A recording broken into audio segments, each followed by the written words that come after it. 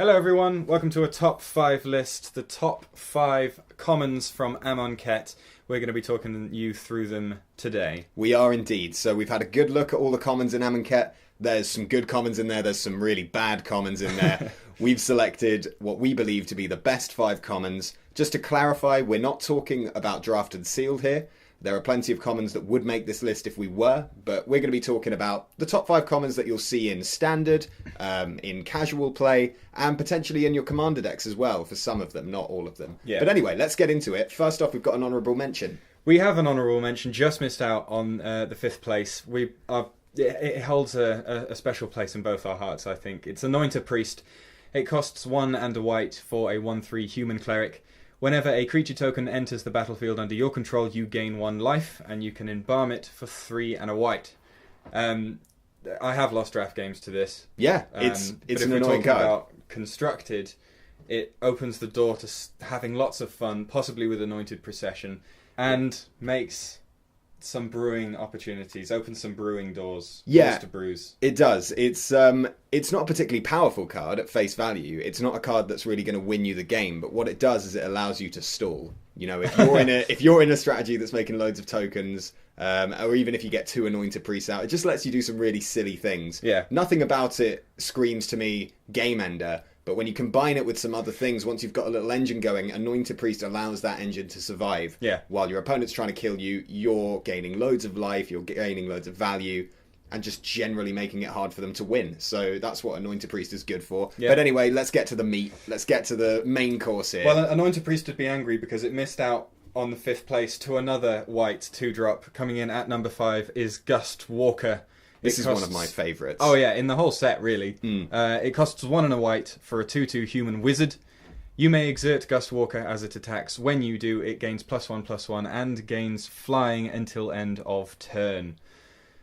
Talk us through Guswalker. Guswalker is the kind of card I love to play with because Guswalker fits into loads of different kind of deck archetypes. You can play it in a human's deck. You can play it in a wizard's deck if you really want to. You know, it's got loads of different sort of tribal synergies. But on top of that, for a 2-mana attacker, what you really want is to be able to get past blockers, and Guswalker does that when you need it to. Yeah. You know, if you're ahead, if you're curving out and you're playing loads of little creatures, Guswalker can just get in for 2 and be perfectly serviceable. Yeah, I mean that's the big thing with a lot of these exert creatures is that if your opponent doesn't play anything, they don't have to exert. You can just attack for 2 every turn, and that's a serviceable thing to be doing. And if they play a blocker, you know, if they've got some kind of blocker in place, an exert creature can often either just threaten to kill that blocker or get over the top of it in the case of Guswalker. And I think it's the flying that makes Guswalker the best of those exert creatures, the best of those sort of 2-drop exert creatures. And if we're talking about constructing your deck, the card that I think of is Always Watching. Yeah.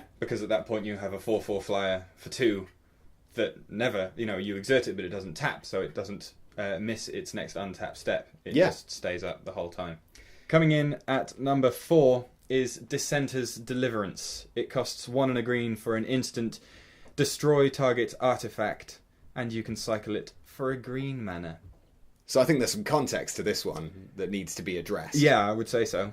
This kind of effect typically not exactly the most rare thing in the world. It's not something that it's hard to find a green card that does this. No, it's quite a green thing to do. But the thing about Dissenter's Deliverance is when you have it in your deck, if there are no targets for it, you can just cycle it away and get a real card out of it. Yeah. But when it is good, and it is good, a lot of the time there are really good targets for this. If we're talking about Standard, we're talking about Heart of Kiran, we're talking about Aetherworks Marvel. Exactly. You're talking about all the Gearhulks. All the Gearhulks are artifacts. All the Gearhulks. So it's really sort of versatile in a Standard environment. If you're playing it in something more casual, it's a card that it's good to have in your deck. And then if it's not relevant, you can just get rid of it for just a green mana, which is really a lovely cheap cost. And there are a lot of cards right now that destroy artifacts, or that put artifacts on the bottom of people's libraries, or destroy artifacts and make gremlins, or exile artifacts. But the ability to have a card, as ever, cycling makes this card at least 2 times better than it would be if it didn't have cycling, because you can main deck it. And if your opponent's not running out of any artifacts, you just get rid of it. Cycle it away, get rid of it. Cycle it out of your hand. Coming in at number 3 is the first of 2 blue cards, and it's Hieroglyphic Illumination. It costs 3 and a blue. Draw 2 cards. and you can cycle it for a blue mana. Is it an instant? It is an instant. Nice. So, Jack, you like drawing cards. Why don't you tell us why drawing cards is good? Drawing cards is good because if you have more cards than your opponent, then you can play those cards, and then you'll have more things than your opponent, and then you'll beat your opponent to death. What if all your cards draw 2 cards? If all your cards draw 2 cards, then you best hope you've got a Sphinx's Tutelage or a Laboratory Maniac or something. Something. But, no, this card, it does lose out to Glimmer of Genius if you're talking about constructed at the moment. But having an instant at common that draws 2 cards is pretty rare and is pretty good. I mean, the original one of these is Inspiration, I believe. Inspiration, I think, is the sort of vanilla blue instant draw 2 cards. It costs 3 and a blue, and it draws 2 cards at instant speed. Oh my goodness. Do you not know about Inspiration? Do you know how many cards there are that draw cards in Magic? Loads, yeah. But Inspiration, I don't know if it's the original, but it's certainly been around for a while. It certainly does that. And Hieroglyphic Illumination it's just that with upside. Once again, the cycling means that you can, in this case, maybe play it earlier rather than it being something you want to get rid of. It's something where I don't need to draw 2 cards right now. Exactly, yeah. In decks where you need to be hitting your land drop every single turn, then it's just a utility card as well as a card that replaces itself with 2 cards. And to be honest, what base blue deck is doing much on turn 1, if we're being honest with ourselves here? To be honest, what you're most likely doing is cycling something. You're cycling a Censor, or you're cycling a Hieroglyphic Illumination.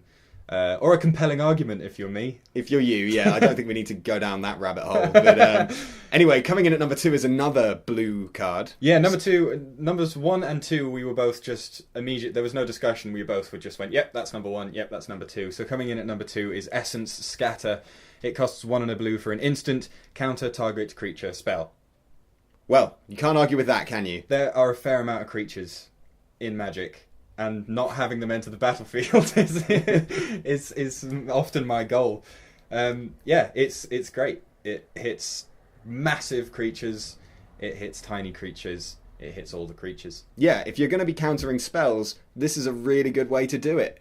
It only costs 1 blue mana. You don't need double blue for it, so you can play it in multicolour decks without being quite as worried as you would with something like Cancel. Yeah. Where you do need to have that double blue. It's something that's versatile early game. You can stop, whatever they're trying to do. If they play a Gustwalker, you can counter it if you're on the play. It gives you that freedom. Obviously, this is not the best counter spell ever printed.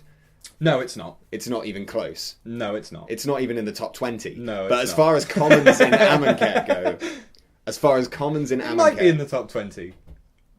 It might be. We'll get back to you with that. That's the next list. Next one is top 20 counter spells better than Essence Scatter. Okay. But there are standard decks that run 4 of these. Yeah. There are some just all in, they want to counter a spell on turn 2, 3, 4, and 5, and then they want to play a Torrential Gearhulk and end the game. Yeah. So this is a good way to start that nice sequence that ends with a Gearhulk. And, it's a good target for Gearhulk. But now the question is, can you, the viewer, guess what the best common in Amonkhet is? I imagine plenty of people have already landed on this. I imagine some people will have, in their head, imagined this card as soon as they clicked on the video. I think as soon as Amonkhet was spoiled, people were saying, not only is this the best common in Amonkhet, but this is one of the best cards in Amonkhet. Yeah. It is, at number 1, Magma Spray. It costs a red mana. It's an instant. Magma Spray deals 2 damage to target creature. If that creature would die this turn, exile it instead. So sadly, not a new card making the top of this list. It's not a new card, it is a reprint, but it's a damn good reprint. It's a mighty fine reprint. And the exile clause is what really pushes it over the top. Yeah. There are quite a few 1 mana red spells that hit creatures. You've got Shock, you've got what's it called? Galvanic Bombardment. Yeah, Galvanic Bombardment. Lightning Axe. There's quite a lot, but there's quite a lot of sneaking about in Standard nowadays. There is. With creatures returning from graveyards or wanting to be in graveyards, or the amount of card types in a graveyard mattering. So exiling a card is just a nice clean way to truly get rid of it. Yeah, I think Magma Spray is one of those rare examples of a card that's kind of good in most formats. Yeah. I mean, I don't think you're swapping out your bolts in Modern for it. I don't think you are. I don't think you are, but when you're talking about Standard, it's perfectly playable. When you're talking about Limited, it is full stop the best common in the set for Limited. Yes, it is. I don't think that's really even close. I think Magma Spray takes it. Yeah. If you're looking at a pool full of commons, magma spray is the one you want. Yeah. And it does so much. It exiles your opponent's annoying little creatures, the ones that come back. You know, that is a thing that we're seeing more of at the moment. Yeah. Big focus on, you know, stuff going into the graveyard, coming back, you having to do stuff to get it back. I mean, the biggest Scrap Heap Scrounger is the premium target for this. Precisely. It kind of turns off a large win condition for that deck. It's just the constant, endless Scrap Heap Scroungers, and they're all gone now. They can't come back. Creatures getting exiled is just always better than killing them. Yeah. There's always some stupid card that says, oh, when a creature you control dies, do this. This gets around that completely. It doesn't care about any of that. You know, if you're talking about... Even against Bontu. Against Bontu? Yeah. I mean, this is the real stuff we're talking about here. This is the scrub chat coming in. When you're playing against Bontu, as you so often will be, Yeah. You know, calling it now...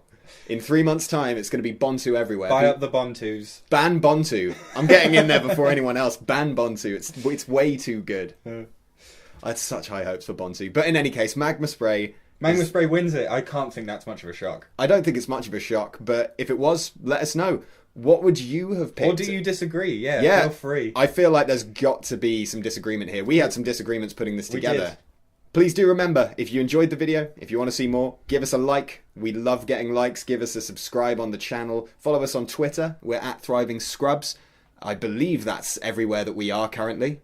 We haven't extended any further into the internet. Just get on Google, search Thriving Scrubs, and click on everything you see. And we'll see you soon. Give us your love, and we'll see you soon, all right? Good luck, have fun. Jesus, bye. Bye, goodness.